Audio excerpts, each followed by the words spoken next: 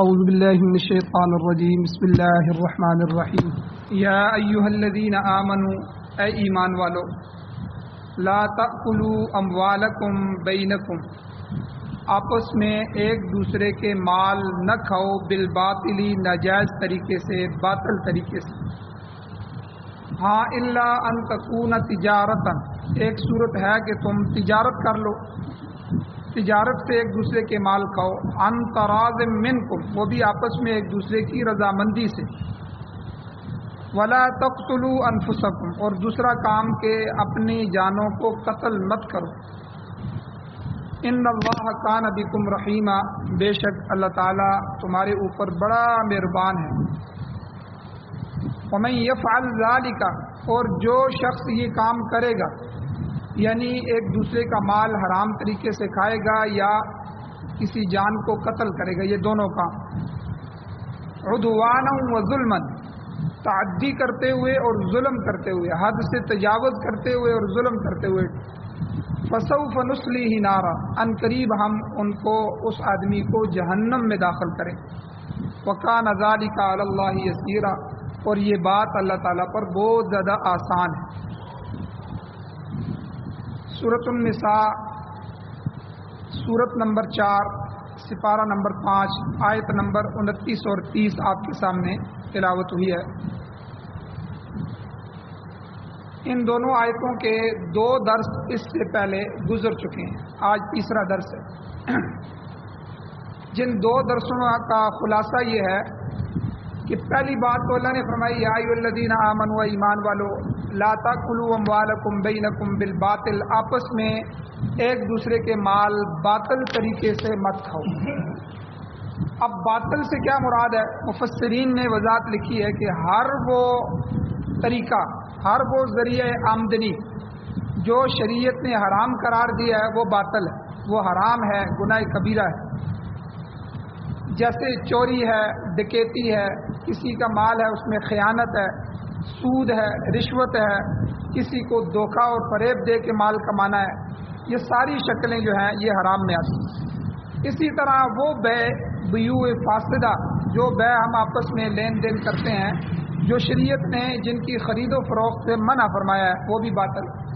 اسی طرح وہ چیزیں کہ جن کی تجارت سے شریعت نے منع فرمایا جیسے شراب ہے شراب کی جہاں شراب پینا منع ہے وہاں شراب کی تجارت بھی منع ہے اسی طرح مردار جہاں مردار کھانا منع ہے وہاں مردار کی تجارت بھی منع ہے اور اسی طرح تصویریں اور مجسمے بنا کر بیچنا تو یہ جس طرح رکھنا منع ہے تصویر کھنچوانا منع ہے اسی طرح دوسروں کے لیے تصویر پیشے کے طور پہ بنانا بھی منع ہے اور اسی طرح بعض پیشے ایسے ہیں کہ جو پیشے ہی اختیار کرنا شریعت کی نظر میں جائز نہیں ہے ممنوع ہے جیسے گانا بجانا موسیقی گانا گا کے پیسے کمانا اور اسی طرح فلمیں ڈرامے اور یہ ساری چیزیں اسی طرح لہو لہب جو ہے جتنے بھی فضول چیزیں ہیں یہ گانے بجانے کے آلات بنانا ان کو بنا کے بیچنا اور ان سے آگے پیسے کمانا جوا وغیرہ یہ ساری کی ساری چیزیں امور باطلہ میں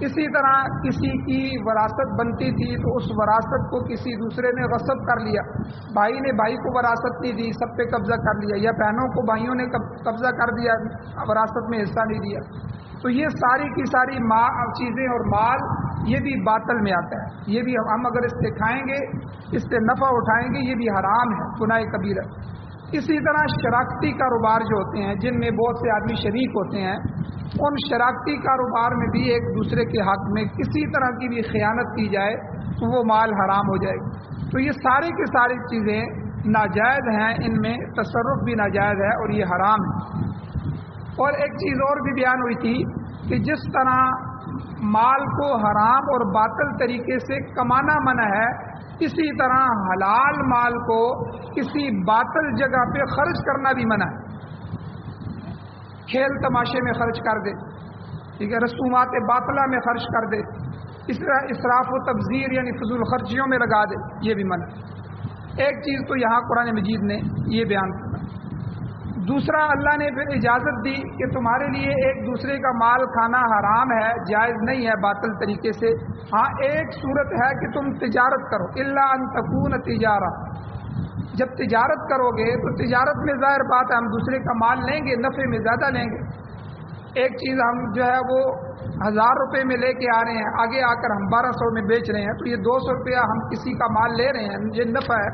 اللہ کہتے ہیں یہ میں نے تمہارے لیے جائز کرا دی، تجارت تمہارے لیے جائز، لیکن اس میں بھی عن تراض منکم، تم آپس میں رضامندی سے، جو سودا رضامندی سے ہو جائے، کسی پر دباؤ نہ ڈالا جائے، تو وہ سودا جو ہے وہ حلال۔ اور کل یہ بیان ہوا تھا کہ کسی مسلمان کا مال جو ہے وہ کسی بھی طریقے سے اس کا کھانا جائز نہیں ہے، الا بطیب نفسہ، حضور نے فرمایا اس کی دل کی رضامندی ہو تو جائز۔ اور اس کی بہت سی صورتیں ہیں، وہ کل بیان ہوئی تھی کہ کوئی بندہ کسی پر مہمان بن جاتا ہے، وہاں جا کے پریشر ڈال کے کوئی چیز اس سے لے لیتا ہے، یا کوئی اور شخصیت کا اثر اس پہ ڈال کے اس سے چیز لے لیتا ہے، یا کسی بڑے آدمی سے فون کروا لیتا ہے جس کے لیے وہ نہ نہیں کر سکتا، حالانکہ یہ چیز دینا نہیں چاہتا، تو یہ ساری صورتیں بھی شریعت نے جائز نہیں رکھی کہ بھائی تجارت میں جب آپ کوئی چیز لین دین کرتے ہیں تو ہم تراض منکم، آپس میں رضامندی ہو، کسی طرح کا دباؤ نہ ہو۔ اور اسی طرح غیر تجارتی ذرائع، یہ تو تجارت ہوگی، غیر تجارتی ذرائع جو تجارت میں نہیں آتے، ان ذریعوں سے جو مال آتا ہے وہ بھی حلال ہے۔ مثلا کسی کو وراثت مل گئی، اب وارث بن گیا، وراثت ملی ہے، زمین مل گئی، جائیداد مل گیا، مال مل گیا، تو یہ اس کے لیے حلال ہے، تصرف کر سکتا ہے۔ کسی نے کسی کو ہدیہ دے دیا، ہبہ کر دیا، یا کوئی کسی نے صدقہ کیا کسی آدمی پر، تو وہ صدقہ اس پر لگ رہا ہے تو وہ اس کے لیے جائز ہے۔ اور اسی طرح جو ہے کئی اور صورتیں ہیں، تو یہ غیر تجارتی ذرائع ہیں، یہ تجارت تو نہیں ہے لیکن یہ ذریعے بھی جائز آمدن میں آتے ہیں۔ آج کے درس میں کہ اللہ تعالیٰ نے یہ کتنے پیارے اور صاف ستھرے اصول بیان فرمائے، اگر ان اصولوں پر بندہ چلے تو دنیا گہوارہ امن بن جائے، امن کی جگہ بن جائے، دنیا باغ بن جائے۔ اس لیے ایک بات یاد رکھیں کہ اس دنیا میں فتنہ کیوں آ رہا ہے، فتنہ کہاں سے پیدا ہو رہا ہے، لڑائیاں، جھگڑے اور فساد اور ناچاکیاں، اور خاندانوں کے خاندان آپس میں بچھڑ رہے ہیں۔ وجہ کیا ہے؟ ایک ہی وجہ کہ ہر بندہ اپنا حق لینے کی بات کر رہا ہے، اس نے جی میرا مال دینا ہے، اس نے میرے پیسے دینے ہیں، اس نے میرے مکان پہ قبضہ کر لیا ہے، ایک ہماری زمین نہیں دے رہا۔ ہر بندہ اپنے حق کی بات کر رہا ہے، حق لینے کی بات کر رہا ہے، کوئی بندہ بھی حق دینے کی بات نہیں کرتا۔ بھائی اگر تم نے اس سے اپنا حق لینا ہے تو تم نے بھی تو اپنے بہنوں کا کوئی حصہ دبایا ہوگا، تم نے بھی تو کسی کی کوئی چیز دینی ہوگی۔ تو ہر بندہ اگر حق دینے کی بات شروع کر دے کہ بھائی میں نے تو دینا ہے، میرے اللہ نے میرے اوپر لازم کیا ہے، اگر وہ میرا نہیں دیتا تو کل قیامت کے دن اللہ کے سامنے میرا مجرم ہو جائے گا، لیکن میرے اوپر تو کسی کا دینا بنتا ہے، میں دوں گا۔ ہر بندہ اگر حق دینے کی بات شروع کر دے تو دنیا میں سارے مسئلے حل ہو جائیں، سارے فتنے ختم ہو جائیں۔ تو اس لیے آپ عدالتوں میں جا کے دیکھیں، ہر بندے کا کیس لگا ہوا ہے کہ میرا یہ حق ہے، میرا یہ حق ہے، یہ میرا حق نہیں دے رہا، حالانکہ وہ کئی لوگوں کا خود حق دبا کے بیٹھا ہوا۔ اس لیے دنیا میں جب حق دینے کی بات شروع ہو جائے گی، اور شریعت نے ہمیشہ حق دینے کی بات کی ہے، اور اگر آپ کا کسی نے حق دینا ہے اس میں شریعت نے کہا ہے کہ چھوڑ دو، آپ اس کو سمجھاؤ کرو، چھوڑ دو، اگر نہیں دیتا تو کل قیامت کے دن ہم آپ کو لے کے دیں گے۔ کل قیامت کے دن وہ من یعمل مثقال ذرۃ خیرا یرہ، ایک ذرہ بھی اگر اس کی نیکی ہوئی تو اس کے سامنے آئے گی، ایک ذرہ بھی برائی ہوئی تو وہ بھی اس کے سامنے اسے دکھائی جائے گی۔ تو اس لیے شریعت جو ہے ہمیشہ حق دینے کے حقوق شریعت نے بیان فرمائے ہیں، تو جب بیان فرمایا تو حقوق دینے کی بات بھی شریعت نے کی۔ تو اس لیے یہ جو پاکیزہ اصول اللہ نے بیان فرمائے، تجارت کے اصول بیان فرمائے ہیں، حلال اور جائز آمدن کے ذریعے بھی ہمیں بتا دیے، اور ناجائز بھی بتا دیے ہیں کہ ان سے بچا جائے، تو اگر ان پر عمل کیا جائے تو دنیا امن کی جگہ بن جائے، ساری دنیا میں رشتے آپس میں برقرار رہیں۔ اب بھائی بہنوں کا حق نہیں دیتے، اب بہن مانگنے کے لیے آتی ہے تو بھائی کہتے ہیں تمہاری جو ہے ہمارے گھر میں داخلہ ہی منع ہے، ٹھیک ہے یہ مال لے لو لیکن پھر ہمارے ساتھ بول چال بند ہے۔ بھائی کیوں بند ہے؟ جس باپ کی تم اولاد ہو اسی باپ سے وہ بھی اولادیں۔ اللہ نے जिस बाप से तुम्हें वरासत दी है, अल्लाह ने उसी बाप से तुम्हारी बहनों को भी वरासत दी है। खुशी खुशी उनका हक उनको दो, और ये तुम्हारा उनके ऊपर एहसान नहीं है, ये उनका जायज़ हक है जो शरीयत ने बनाया है, उनके हवाले करो, बल्कि अपनी जान से उतारो, उनको ज़बरदस्ती बुला के उनके हवाले करो। भाई ये माल अपना लो, मुझे क्यों जो है आखिरत में मुजरिम बनाना चाहते? तो ये एहसान नहीं है। और भाई क्या कहते हैं, हमने कई जो है लोगों से सुना है कि तुम हिस्सा लेने के लिए हमारे दरवाजे पे आ गई हो, बहनों ने कब हिस्सा मांगा है, बहनों को कौन हिस्सा देता है, तुम बड़ी बेगैरत हो गई हो। यानी ये अल्फाज भी हमने सुने। भाई याद रखें, जिस तरह आपके लिए आपके पोते हैं, इसी तरह आपके लिए आपके नवासे भी हैं, वो भी तो बच्चे हैं ना। अगर बेटे के बेटे आपको अजीज हैं तो बेटी के बेटे अजीज नहीं हैं, वो भी तो आपके नवासे बनते हैं, वो भी तो आपकी औलाद है। तो जो वरासत आपके पोतों को जा रही है, आगे नस्ल को जा रही है, तो जो आपके नवासों को जा रही है वो भी तो आपके अपने हैं। इसलिए खुश दिली के साथ उनके हुकूक को अदा करो, उनकी वरासत को अदा करो।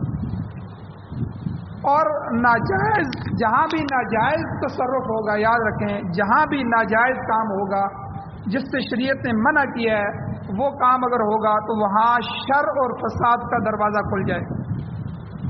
मसलन हिरस है, हिरस को शरीयत ने गुनाह कबीरा में रखा है, हरीस आदमी हो जाए। लालच है, लालच को गुनाह कबीरा में, बड़े गुनाहों में।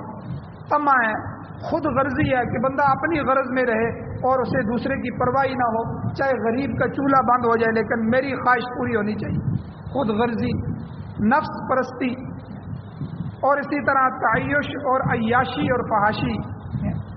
तो ये सब के सब जो है नाजायज़ काम है, और जो ये सारे के सारे नाजायज़ तसर्रुफ का नतीजा और समरा है।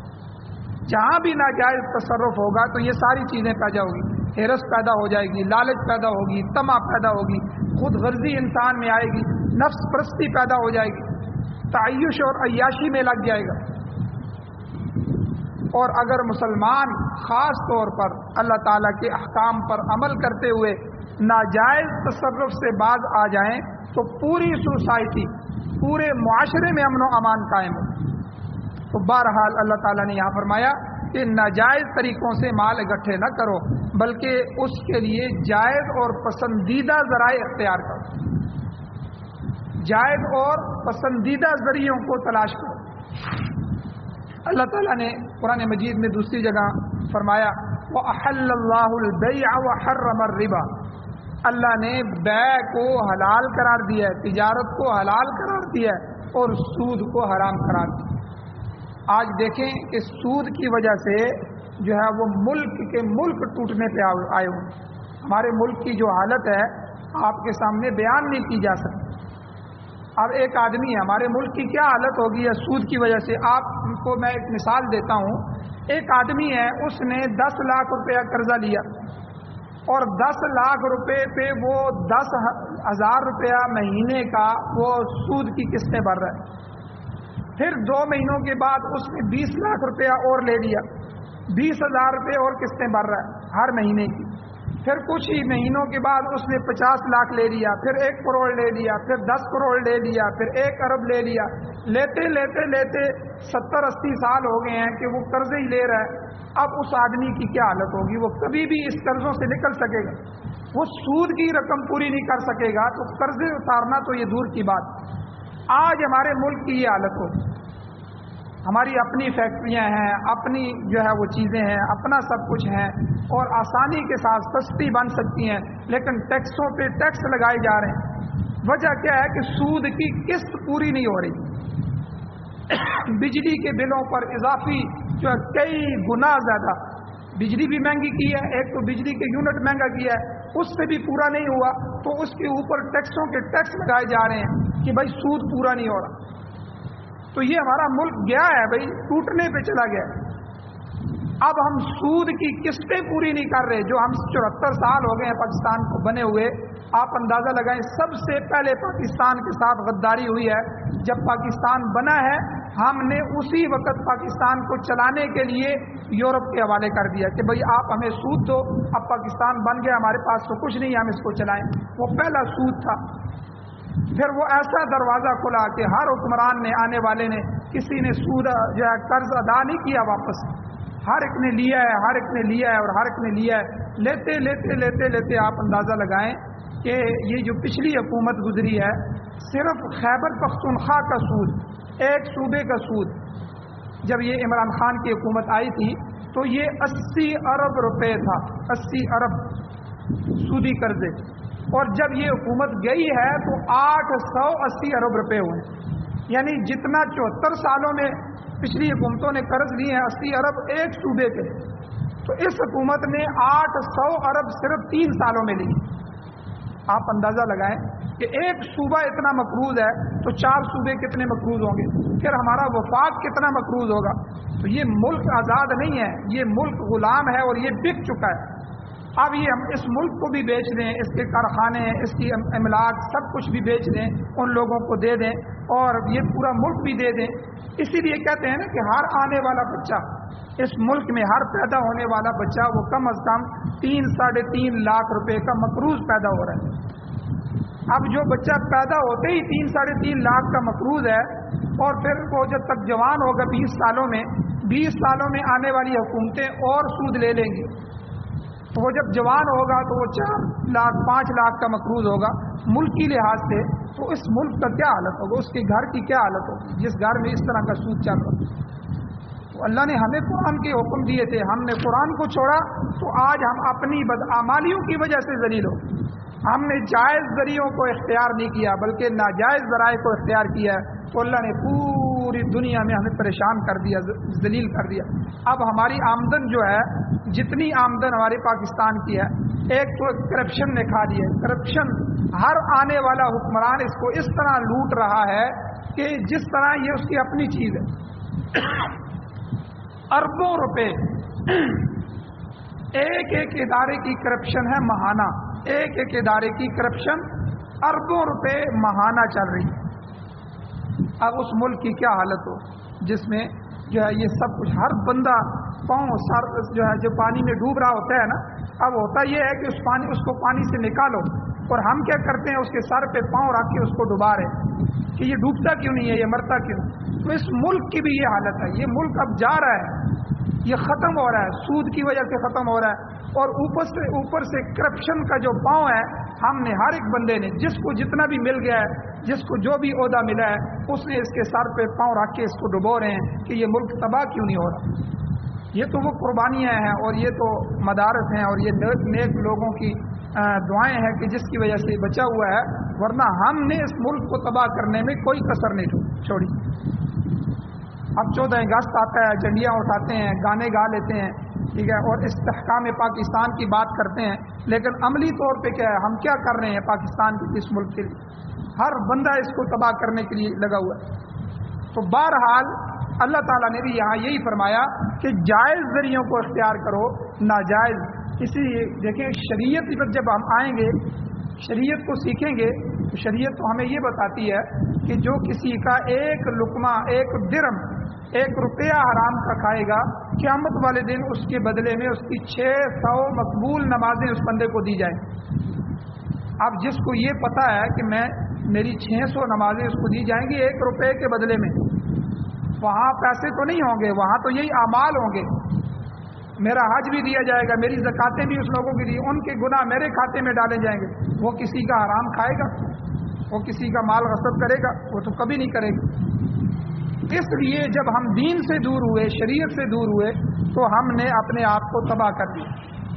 تو بہرحال اللہ تعالیٰ نے یہاں فرمایا کہ انسان کو لازم ہے کہ وہ معیشت کے لیے حلال ذرائع اختیار کرے اور حرام راستوں سے بچے۔ فتح مکہ جب ہوا تو فتح مکہ کے موقع پہ بھی حضور نبی علیہ السلام نے جو ایک لمبا خطبہ دیا، حجۃ الوداع کا خطبہ، اس میں حضور نے ایک یہ بھی اعلان کروایا، ان اللہ ورسولہ حرم بیع الخمر والمیتۃ والخنزیر والاصنام، یعنی اللہ تعالیٰ نے اور اس کے رسول نے مردار کو آج سے حرام کر دیا، خنزیر آج سے حرام ہے، شراب آج سے حرام ہے، مجسموں اور بتوں کی خرید و فروخت آج سے حرام ہے۔ حضور نے اعلان کروایا۔ تو لہذا تجارت بھی ایسی کرنی چاہیے جس میں حرمت کا پہلو نہ ہو، جواز موجود ہو شرعی طور پر جو جائز۔ اب یہاں تک تو تجارت کی بات ہو گئی۔ آگے ایک بات اللہ نے فرمائی، قتل نفس، کسی انسان کو قتل کرنا بہت بڑا گناہ ہے۔ جس طرح مال کے اندر ناجائز تصرف ناجائز ہے، اسی طرح کسی کی جان میں بھی ناجائز تصرف حرام۔ کسی کو آپ مار نہیں سکتے، بلکہ کسی بچے تک کو بھی آپ نے مارتے وقت اس کو ادب سکھاتے ہوئے چہرے پر مارنے سے منع کیا ہے شریعت نے کہ چہرے پر نہ مارو، یہ عزت کا مقام ہے چہرہ۔ اور اسی طرح کسی بچے کو یا کسی کو ادب سکھانا بھی ہو، مارنا بھی ہو، تو ایسی مار نہ مارو کہ جس سے اس کے جسم پر نشان پڑ جائے، زخم پڑ جائے، یا اندرونی طور پہ وہ متاثر ہو جائے۔ انسان کی جان کی اللہ کے ہاں بڑی قیمت ہے۔ یہ جو دو چیزیں ہیں نا، جان اور مال، انسان کی یہ دو چیزیں، جان اور مال، یہ اللہ کے ہاں بڑی محبوب ہیں، بڑی قیمتی چیزیں۔ اسی لیے اللہ تعالیٰ نے ہم سے یہی دو چیزیں مانگی ہیں۔ جہاں بھی دیکھو، جاہدوا باموالکم وانفسکم، وہ اللہ کے راستے میں جہاد کرتے ہیں اپنے مالوں کے ساتھ، اپنی جانوں کے ساتھ، یعنی دونوں چیزیں اللہ نے مانگی ہے، جان بھی پیش کرو، مال بھی پیش کرو۔ اور اللہ تعالیٰ نے ہمارے جنت کے مالوں کے بدلے میں جنت کا جو سودا کیا ہے جان اور مال کے، انہی دونوں چیزوں کے بدلے میں، ان اللہ اشتری من المؤمنین انفسهم واموالهم بان لهم الجنہ، اللہ نے ایمان والوں سے ان کے مال اور ان کے جان جنت کے بدلے میں خرید لی ہیں۔ بھئی اللہ سے سودا کر لو، اللہ خریدار بنا ہوا۔ تو یہ جان اور مال بڑی قیمتی ہے۔ مال کے بارے میں تو ابھی بات ہو گئی ہے تفصیلاً کہ مال حلال کمانا چاہیے، اس کے حلال ذرائع اختیار کرنے چاہیے۔ تو جان کے بارے میں بھی یاد رکھیں کہ یہ جتنی بھی عبادتیں ہیں نا، یہ تو یا تو مالی عبادتیں ہوں گی یا جانی عبادتیں ہوں گی۔ آپ دیکھیں نماز جو ہے، نماز جانی عبادت ہے، جان خرچ ہوتی ہے، انسان اپنا بستر چھوڑتا ہے، وہاں سے آتا ہے، تکلیف اٹھاتا ہے، جان نہیں مان رہی ہوتی لیکن پھر بھی جان کو اس عبادت میں لگا رہا ہوتا ہے۔ اور اسی طرح زکوٰۃ آپ دیکھیں، زکوٰۃ جانی عبادت نہیں ہے، اس میں جان نہیں لگتی، مالی عبادت ہے، اس میں مال لگ رہا ہوتا ہے۔ اور حج جو ہے یہ جانی اور مالی دونوں عبادتیں ہیں مشترکہ، اس میں بندہ اپنی جان بھی لے کے مشقت، جان کو بھی مشقت میں ڈال میں جاتا ہے اور مال بھی خرچ کرتا ہے۔ تو یہ جتنی بھی عبادتیں ہیں، جو بھی اللہ نے عبادتوں کے ذریعے سے ہم سے مانگا ہے، وہ بھی سب کچھ ان دونوں چیزوں کو اللہ نے مانگا ہے، جان اور مال۔ اس لیے اللہ تعالیٰ نے آگے فرمایا وَلَا تَقْتُلُوا أَنفُسَكُمْ، اپنی جانوں کو قتل مت کرو، یعنی ایک دوسرے کے قتل کے در پہ مت ہو جاؤ۔ یاد رکھیں کسی انسان کا قتل کرنا یہ حرام ہے اور کبیرہ گناہوں میں سے، بڑے کبیرہ گناہوں میں سے۔ اور پھر اللہ نے فرمایا وَلَا تَقْتُلُوا، یہ بھی تو اللہ کہہ سکتے تھے وَلَا تَقْتُلُوا، قتل مت کرو، لیکن انفسکم کہا، وَلَا تَقْتُلُوا انفسکم، کہ اپنے جانوں کو جو ہے تلف نہ کرو۔ اس میں علماء نے لکھا ہے دونوں پہلو آ جاتے ہیں کہ اپنے آپ کو بھی ہلاک نہ کرو، یعنی خودکشی بھی حرام ہے، اور اسی طرح کسی دوسرے کو بھی قتل نہ کرو، یہ دونوں قتل آ جاتے ہیں کہ کسی اور کی جان لینا بھی شریعت نے حرام کیا ہے، اپنی جان لینا بھی شریعت نے حرام کیا ہے۔ اسی لیے آپ دیکھیں خودکشی جو ہے، اس کے بارے میں حضور علیہ السلام نے کیا فرمایا؟ حضور نے فرمایا، حدیث میں آتا ہے کہ جو شخص جس آلے کے ذریعے خودکشی کرے گا، اسی آلے کے ذریعے اسے جہنم میں سزا دی جائے گی۔ اگر کسی نے اپنے آپ کو چھریاں ماری ہیں، یا کسی تیز دھارے آلے سے گلا کاٹ دیا ہے، یا اپنے آپ کو آگ لگا لی ہے، یا کسی نے پسٹل رکھ کے اپنے آپ کو گولی ماری ہے، جس ذریعے سے بھی اس نے اپنے آپ کو ہلاک کیا ہے، تو دوزخ میں اسی طرح ہلاک ہوتا رہے گا قیامت تک۔ اگر زہر کھایا ہے تو وہی زہر اس کو کھانے کو ملتا رہے گا۔ اگر کسی اونچی جگہ سے، مینار سے یا اونچی بلڈنگ سے اس نے دیوار سے چھلانگ لگا کر اپنے آپ کو ہلاک کیا ہے، خودکشی کا مرتکب ہوا ہے، تو دوزخ میں سے بھی اسے اونچی جگہ سے گرایا جاتا رہے گا۔ یعنی وہاں پر بھی جو جزا ہے وہ جن سے عمل سے ملے گی، جن سے عمل، جو عمل کرے گا اسی عمل کی جن سے اس کو سزا دی جائے گی۔ تو یہ کیوں فرمایا حدیث میں؟ مقصد یہ ہے کہ پتہ چل جائے یہ خودکشی حرام ہے، یہ جسم ہمارا اپنا نہیں ہے، ہم اپنی مرضی سے اپنی آنکھ کو، اپنے جسم کو استعمال نہیں کر سکتے یا کسی کو ہدیہ نہیں کر سکتے۔ بعض لوگ کہتے ہیں کہ میرے مرنے کے بعد میری آنکھیں ڈونیٹ کر دو، میرے دل کو کسی کو دے دینا، کسی کے کام آ جائے گا۔ بھائی یہ کسی کو بندہ وہی دیتا ہے جس کا مالک ہو. آپ یہ کہہ سکتے ہیں کہ میری گاڑی فلاں کو دے دینا، میرا گھر فلاں کو دینا، اس کے آپ مالک ہیں. آپ جسم کے بارے میں فیصلہ نہیں کر سکتے. جسم کے جو اعضاء ہیں یہ ہمارے پاس اللہ کی امانت ہے، ہم اس میں تصرف نہیں کر سکتے جسم میں. اس لیے خودکشی حرام ہے اپنے آپ کو، بلکہ خودکشی تو بہت بعد کی بات ہے. جسم میں تھوڑا سا بھی خرد برد کرنا حرام ہے. یہ جو جسم میں ہم ٹیٹو بناتے ہیں، جسم کو کریدتے ہیں، جسم میں نشان بنا لیتے ہیں، یہ ساری چیزیں حرام ہیں شریعت میں. یعنی اس جسم میں جو اللہ نے کہا ہے، یہاں تک کہ داڑھی کٹوانا بھی، یہ داڑھی اللہ نے جسم میں رکھی ہے. فَلَيُغَيِّرَنَّ خَلْقَ اللَّهِ، اللہ کی تخلیق میں تغیر کرتے ہیں. یہ ایک اللہ نے قرآن پاک میں گناہ شمار کیا ہے. تو اس لیے اللہ کی تخلیق میں، اللہ کی بنائی ہوئی چیز میں تغیر کرنا، تبدل کرنا یہ حرام ہے، یہ جائز. اور جان کو قتل کرنا، اپنی جان لینا یا کسی کو قتل کرنا، بلکہ آپ اندازہ لگائیں صدر ایوب کے زمانے کی میں آپ کو رپورٹ پیش کر رہا ہوں. اس زمانے میں یہ 80 کی دہائی میں یا 70 کی دہائی میں جو رپورٹ اسمبلی میں پیش کی گئی تھی، اس کے مطابق ایک صوبے میں 3 سال کے عرصے میں 16,000 قتل ہوئے اس زمانے میں. یہ وہ زمانہ تھا، آپ اندازہ لگائیں پرانے زمانے میں ایک دوسرے کا احترام ہوتا تھا، رشتوں کا جوڑ تھا، اور رشتوں کی اہمیت کی وجہ سے کوئی قتل کا سوچ بھی نہیں سکتا تھا. یعنی قتل پورے علاقے میں کبھی 2 سالوں میں، 4 سالوں میں، 10 سالوں میں ایک قتل ہوتا تھا تو لوگ آسمان کو دیکھتے تھے کہیں آندھی نہ آ جائے. یعنی قتل ہوتے ہی نہیں تھے. اس زمانے کی رپورٹ آپ دیکھیں کہ 3 سالوں میں 16,000 قتل ہوئے، رپورٹ پیش ہوئی. ایک ضلع میں ایک سال میں 1,000، ایک ضلع میں 1,000 قتل ہوئے. تو اب یہ رپورٹ کہاں تک جا رہی ہے؟ اب سالانہ جو ہے وہ ہزاروں اور لاکھوں قتل ہو رہے ہیں. تو یہ انسان ایک دوسرے کی جان کا دشمن بن گئے. ابن ماجہ شریف کی روایت میں آتا ہے، حدیث میں آتا ہے، حضور نے فرمایا زوال الدنیا اہون علی اللہ من قتل رجل مسلم، کہ اللہ تعالیٰ نے فرمایا کہ اللہ کے نزدیک ایک مسلمان کا قتل پوری دنیا کے زوال سے زیادہ بھاری ہے. یعنی پوری دنیا تباہ ہو جائے اس کی اللہ کو فکر نہیں ہے، لیکن ایک آدمی کی جان یہ اس کی سے زیادہ بھاری. بلکہ ایک روایت میں تو یہ بھی آتا ہے کہ جو انسان کی، مسلمان کی اہلیت اور عزت ہے اس کو داغدار کرنا، کسی مسلمان کی بے تکریمی، بے عزتی کرنا، یہ کعبے کو گرانے سے زیادہ خطرناک ہے اللہ کے نزدیک. آپ دیکھیں کہ مسلمان کی عزت کی کتنی قیمت ہے. اس لیے کسی مسلمان کا مذاق اڑانا بھی منع کیا ہے. کسی کا مذاق نہ اڑاؤ. اس کو شکل اللہ نے دی ہے، قد کا اگر کم ہے تو قد بھی اللہ نے دی ہے، رنگ اللہ نے دی ہے، اس کی ساری تخلیق اللہ نے کی ہے. اس کو کسی چیز کا تانا نہ دو. اللہ آپ کو بھی کر سکتے ہیں. اللہ ہمیں بیمار کر دیں، ہم لولے لنگڑے ہو جائیں، فالج آ جائے، ہمارا جسم ختم ہو جائے، ہارٹ اٹیک ہو جائے، چرپائی پہ پڑ جائے. کتنے خوبصورت جسم ہیں ایک لمحے میں دیکھتے ہوئے ختم ہو رہے ہیں. تو اس لیے جو ہے اللہ کی تخلیق پہ انگلی اٹھانا ہے، کسی کو تانا دینا، کسی مسلمان کو تانا نہ دیا جائے، کسی کی بے تکریمی نہیں کی جائے، کسی کے عیوب کو اچھالا نہ جائے، کسی کی عزت کو اچھالا نہ جائے. بلکہ اس کی فضیلت اللہ کے نبی نے بیان فرمائی.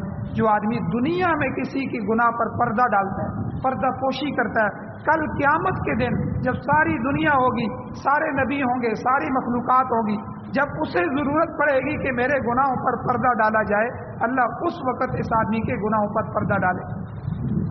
آج جو دنیا میں پردہ پوشی کرتا ہے، اللہ قیامت کے دن اس کے گناہوں کے لیے پردہ پوشی فرمائے.